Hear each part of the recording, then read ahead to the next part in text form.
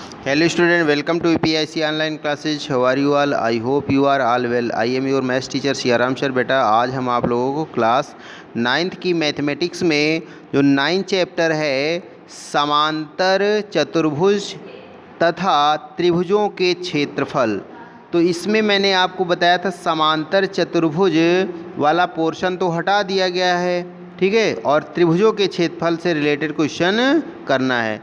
लेकिन इसमें जो मेन प्रॉब्लम ये आती है कि जब तक हम आपको समांतर चतुर्भुज के बारे में पूरा सब कुछ डिटेल में नहीं बताएंगे तब तक आप समझ नहीं पाएंगे। और इसमें अलग से कोई त्रिभुजों के क्षेत्रफल निकालने के लिए ना कोई मेथड है ना क्वेश्चन है, सारे क्वेश्चन इसमें जितनी भी एक्सरसाइज हैं सब मिक्स करके हैं। तो इसलिए कुल मिलाकर के पूरा 9 चैप्टर आपको पढ़ना होगा।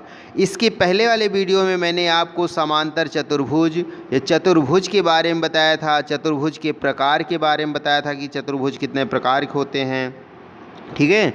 फिर समांतर चतुर्भुज क्या होता है उसके बारे में बताया था। तो कहने का मतलब है कि समांतर चतुर्भुज के बारे में पूरा आप लोग अच्छे से तैयार करते रहें, क्योंकि जो त्रिभुजों का क्षेत्रफल वाला पोर्शन है उसमें अलग से क्वेश्चन नहीं दिए गए हैं। तो पूरे चैप्टर को हम लोग पढ़ेंगे। चलिए स्टार्ट करते हैं एक्सरसाइज 9.1।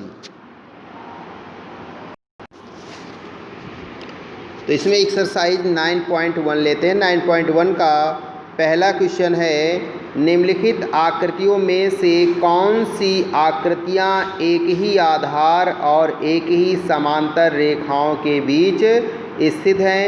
ऐसी स्थिति में उभयनिष्ठ आधार और दोनों समांतर रेखाओं को लिखिए। ये क्वेश्चन कह रहा है, ठीक है। यानी कि इसमें आपको बताना है कि कौन कौन सी आकृतियां ऐसी हैं, पहचान की बताना है कि जो एक ही आधार और एक ही समांतर रेखाओं के बीच में स्थित हैं। तो आइए, तो यहाँ पे देखिए 6 पार्ट हैं, यानी 6 आकृतियाँ दी गई हैं आपको, इन्हीं के बारे में बताना है। तो पहली आकृति ले लेते हैं। इस आकृति में त्रिभुज PDC और चतुर्भुज ABCD का उभयनिष्ठ आधार क्या है? DC है। और DC ही जो DC रेखा है वो समांतर रेखा पर, DC की समांतर रेखा पर त्रिभुज का शीर्ष P और चतुर्भुज के शीर्ष A और B स्थित हैं। अतः ये जो आकृति है यहाँ पे बेटा एक ही समांतर रेखा और एक ही आधार पर बनी है। देखिए, क्योंकि ये त्रिभुज नहीं है, ये APDC, ये एक ही आधार, इसका ये आधार है, और ये समांतर रेखा है, ये AB समांतर DC। तो इसके बीच में जो बिंदु P है A और B के बीच में है, और ये समांतर रेखा समान आधार पर DC पर चतुर्भुज भी बन रहा है ABCD, और त्रिभुज भी बन रहा है जिसका नाम है PDC। क्लियर। आइए इसके बाद फिर दूसरा क्वेश्चन, यानी इसी का सेकेंड पार्ट। तो सेकेंड पार्ट में देखिएगा, यहाँ पे PQRS ये एक चतुर्भुज दिया गया, फिर दूसरा आपको समलंब दिया गया है SRNM। क्लियर।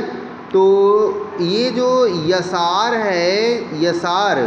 है ना, ये PQ इसके समांतर है, लेकिन जो दूसरा वाला आपको चतुर्भुज मिल रहा है, यानी कि जिसका नाम है SRNM, ये देखिएगा इस समांतर रेखा पे तो है लेकिन ऊपर वाली लाइन पे स्थित नहीं है। यानी इस आकृति में दोनों चतुर्भुजों का आधार यसार है तथा उभयनिष्ठ है, परंतु उनके शीर्ष P और Q व M N के आधार समांतर एक ही रेखा में नहीं है, इसलिए ये एक ही आधार और एक समांतर रेखाओं के बीच स्थित नहीं है। फिर तीसरा देखिएगा, तीसरा जो फिगर है, तीसरा वाला देखिए, यहाँ पे तीसरा जो फिगर है बेटा ये वाला आपका PQRS एक समांतर चतुर्भुज दिया गया है जिसमें त्रिभुज TRQ बना है। TRQ क्या है? ये त्रिभुज है। तो इस समांतर रेखा QR के बीच ये त्रिभुज बन रहा है। PS समांतर QR है, इसके बीच बन रहा है।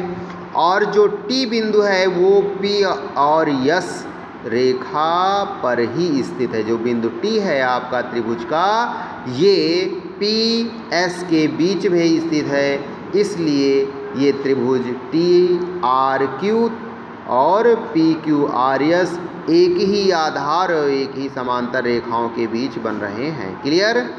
फिर इसी प्रकार आपका फोर्थ, फिफ्थ, सिक्स दिया गया है ना। तो आइए एक और लास्ट पार्ट ले लेते हैं इसका, है ना। लास्ट पार्ट में दिया गया आपका देखोगे पी क्यू आर एस, ये आपका एक बड़ा सा चतुर्भुज दिया गया है। फिर उसके बीच दो लाइनें ए डी बी सी ये खींची गई है ना। तो पी क्यू आर एस ये एक चतुर्भुज है, उसके बीच अगर पी ए डी एस या पी बी सी एस या अगर ले ले इधर के त्रिभुज, तो इनमें कोई भी आधार समान नहीं है, यानी इनका आधार समान नहीं है। समांतर रेखा तो है लेकिन आधार समान नहीं है, इसलिए हम कह सकते हैं कि ये चतुर्भुज एक ही आधार और एक ही समांतर रेखाओं के बीच स्थित नहीं है। तो बेटा ये थी एक्सरसाइज 9.1 के सारे क्वेश्चनों का सलूशन। इसके बाद फिर नेक्स्ट वीडियो में हम लोग नेक्स्ट एक्सरसाइज यानी न्यू एक्सरसाइज 9.2 के क्वेश्चनों को सॉल्व करेंगे। It's sufficient today. Thank you.